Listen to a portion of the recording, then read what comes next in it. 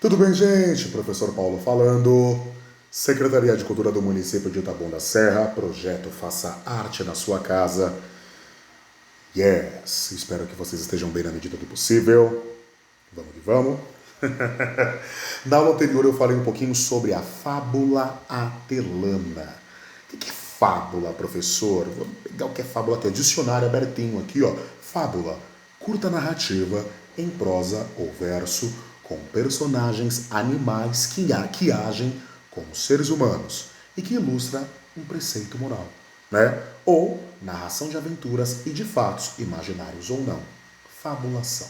Sim, então, falei um pouquinho sobre a fábula atelana. Fábula atelana que seria, vamos dizer assim, o ponto de partida do teatro romano, certo?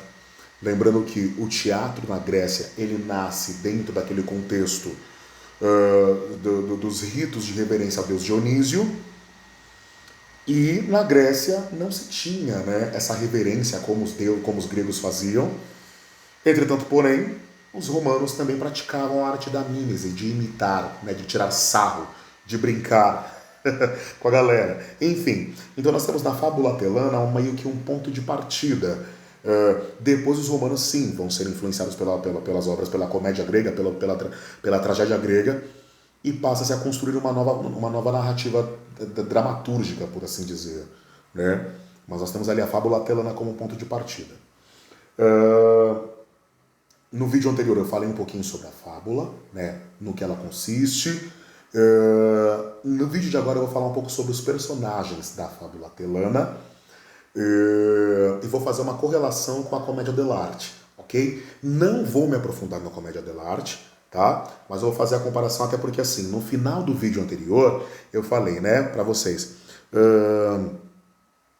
apenas alguns fragmentos dessas fábulas chegaram até nós. As personagens, contudo, deram origem, mais tarde, aos da comédia dell'arte.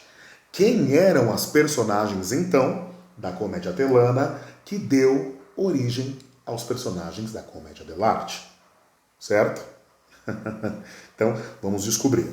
Então, vamos lá. Nós temos aqui 4 personagens principais da comédia atelana, que são o Buco, Macus, Papus e Dócenos. Vamos falar rapidamente, né? Vamos falar da característica desses personagens, como eles eram, e é importante a gente deixar isso muito claro, porque assim, né?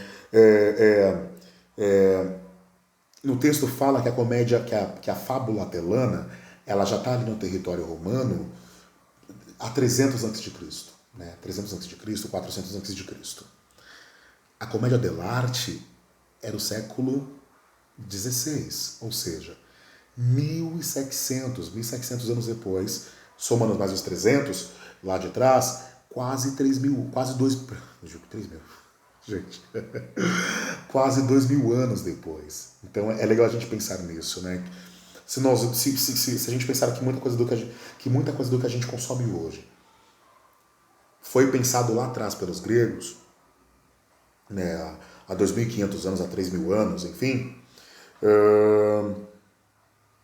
nós temos aqui a comédia, ou o teatro, ou os textos dramatúrgicos, ou a modalidade do teatro, a modalidade teatral da comédia, sendo influenciada, né, sendo revisitada e sendo reformulada praticamente 2.000 anos depois. Só fazer um cálculo. Século XVI seria século XVI, 1500, né?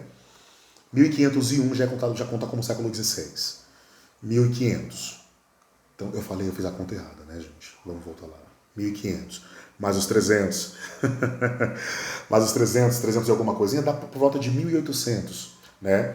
Então, 1800 anos depois, vamos arredondar assim, a gente vê a redescoberta ou a reformulação daquilo que foi a fábula atelana, ok? Então vamos lá.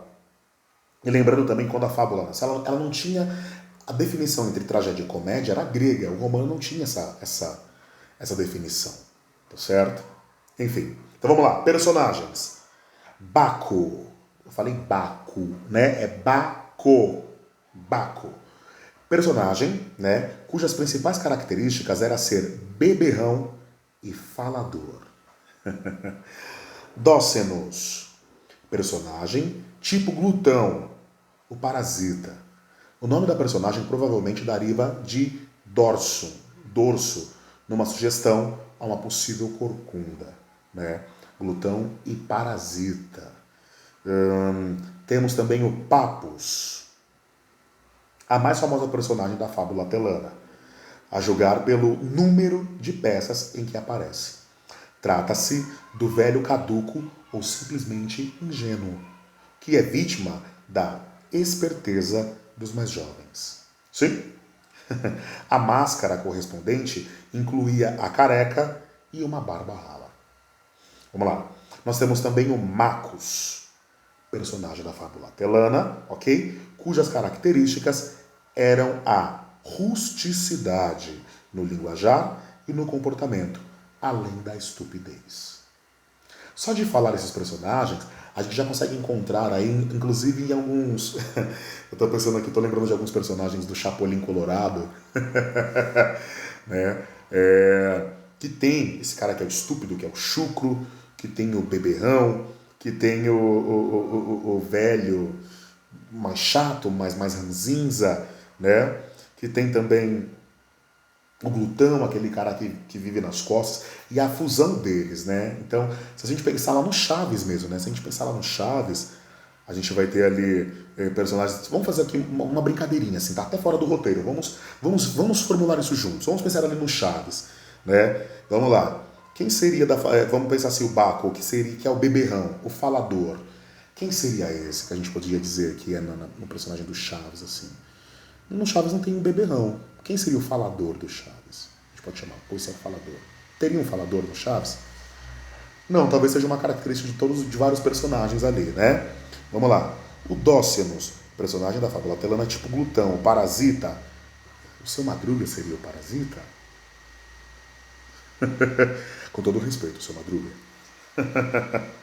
Vamos lá. Papus. Da fábula, o mais famoso do personagem, né? Enfim, pelo número de peças que aparece, trata-se do velho caduco ou simplesmente ingênuo, que é vítima da esperteza dos mais jovens. Quem tem um pouco de papos? O seu Barriga tem um pouco de papos, né? É ingênuo, ele tá sempre levando rasteira do seu Madruga, né? Quem mais tem um pouquinho de papos? O Kiko em alguns momentos, né? Todos os personagens ali têm um pouquinho de papos, né? Marcos, personagem cuja característica era a rusticidade, o linguajar, ou no comportamento além da estupidez. Dona Florinda? Tudo bem que ela tinha momentos de sutileza com o professor Girafales, mas no trato com o senhor Madruga, ela tinha um pouco de macos, né? Isso é só para ficar fácil, tudo bem, gente? De repente chama uma galera um pouquinho mais jovem que está assistindo esse vídeo, para você conseguir fazer um pouco dessa comparação com os dias atuais, tá? Tá, e a comédia dell'arte, professor? A comédia dell'arte, como o professor falou, é uma comédia que renasceu ali por volta do século XVI. Século XVI seria a partir do ano 1500. 1501 já é considerado o século XVI, tudo bem? Por exemplo, até 1999 era século XX, né? Quando entrou no ano de 2001, já começou o século XXI. Né? Mas peraí, professor, a gente não está no século XX? A partir do momento que contou um, já conta como século XXI, porque nós já estamos entrando no primeiro ano do centésimo, ou perdão, no primeiro ano do primeiro centésimo, né? do segundo milênio. Então, segundo milênio, 2000, e o primeiro século, 1. Então, por isso, 21. Ou 2020, que quando chegar em 2100, nós vamos ter 21 séculos contados desde a morte de Cristo, ok? Quando for 2101, nós vamos chamar de século 22. Ficou claro isso? Então tudo bem. Vamos lá. Fiz uma pesquisa bem rápida aqui, gente. Ó, Escola de Teatro Catarse. Tem aqui um resumo bem bacana da comédia dell'arte. Vou rapidamente, ó, comédia dell'arte, ó, os personagens, perdão, Os personagens da comédia dell'arte, eu vou nos personagens, tá? Comédia de habilidade, arte mimética, segundo a inspiração do momento, improvisação ágil, rude e burlesca. Quanto ao conceito de comédia dell'arte, surgiu na Itália no começo do século XVI. Inicialmente significava não mais que uma delimitação em face do teatro literário culto, a comédia rústica, né? Ou seja, vamos só essa parte de novo, ó. Inicialmente significava não mais que uma delimitação em face do teatro literário culto, a comédia erudita, né? Ou seja, ele nasceu a partir disso. Comédia culta, erudita, agora a gente vai fazer uma comédia que burlesca, que burla essa tradição, ok? Então, vamos aos personagens da comédia dell'arte. Nós vamos ter lá, né? Os personagens da comédia dell'arte são divididos em 3 categorias. Os Zani, que são os personagens da classe social mais baixa. Os servos, né, que seriam servos. Então, os Zani, os Zani seriam os servos. Os Vati ou Vaki, que representam os das classes sociais mais abastadas. E os Innamorati, que seriam os amantes, os que querem se casar, tudo bem? Então, o Arlequino, também conhecido como Arlequim, é um palhaço, um Duzane, acrobata, amoral, glutão. Você vê que ele abarca várias características, né? Acrobata, porque ele é ágil. Amoral seria o oposto, né, de moral. Quando eu tenho moral, eu tenho respeito. Quando eu tenho amoral, é a ausência de moral. Lembra daquele do Bobo da Corte que é permitido zoar o rei, né? Então aquela seria a figura do Arlequino, né? É facilmente reconhecível pela roupa branca e preta com estampa em forma de diamantes, tá bom? Vou ler de forma bem resumida. Briguedia ou Briguela seria um trapaceiro de pouca moral e desmerecedor de confiança. É retratado como agressivo, dissimulado e egoísta. Nós vamos ter agora o capitano, forte e imponente, mas não necessariamente heróico. Geralmente usa uniforme militar, mas de forma exagerada e desnecessariamente pomposa. Conta com vantagens como guerreiro e conquistador, mas acaba desmentido. Capa, a espada, são adereços obrigatórios. Lembra um pouco aquele personagem da Bela e a Fera, né? O Gastão. Columbina, a contrapartida feminina do Arlequino, usualmente retratada como inteligente e habilidosa. É uma das servas, uma Zani, né? Algumas vezes utiliza roupas com as mesmas cores do Arlequino. Dottore, o doutor, visto como um homem intelectual, mas geralmente essa impressão é falsa. Ele é o mais velho e rico dos Vaki, geralmente interpretado como um pedante, avarento e sem o menor sucesso com as mulheres. E os Innamorati, os Innamorati são os amantes. O Innamorato e a Innamorata têm muitos nomes. Isabela era o nome mais popular usado para a Innamorata. Eles são jovens, virtuosos e perdidamente apaixonados um pelo outro. Eles usam os trajes mais belos e de acordo com o período e a moda vigente e nunca usam máscaras. Geralmente cantam, dançam ou recitam poemas. Pantaleone, um dos Vati. Vaki ou Vati. Geralmente muito rico e muito avarento. O arquétipo do velho pão duro não se preocupa com mais nada além do dinheiro. Pulcinella ou Pulcinella, muitas vezes conhecido como Pult, o esquisito, inspirador de pena, vulnerável e geralmente desfigurado, na maioria das vezes com uma corcunda. Sim? Nós vamos ter a última aqui, que seria a escaramuccia ou escaramuccia, também conhecida, ou escaramúcia, também conhecido como escaramucci. É um pilantra. Usa uma máscara de veludo negro, assim como também são suas roupas e seu chapéu. Um bufão, geralmente retratado como um contador de mentiras. Sim?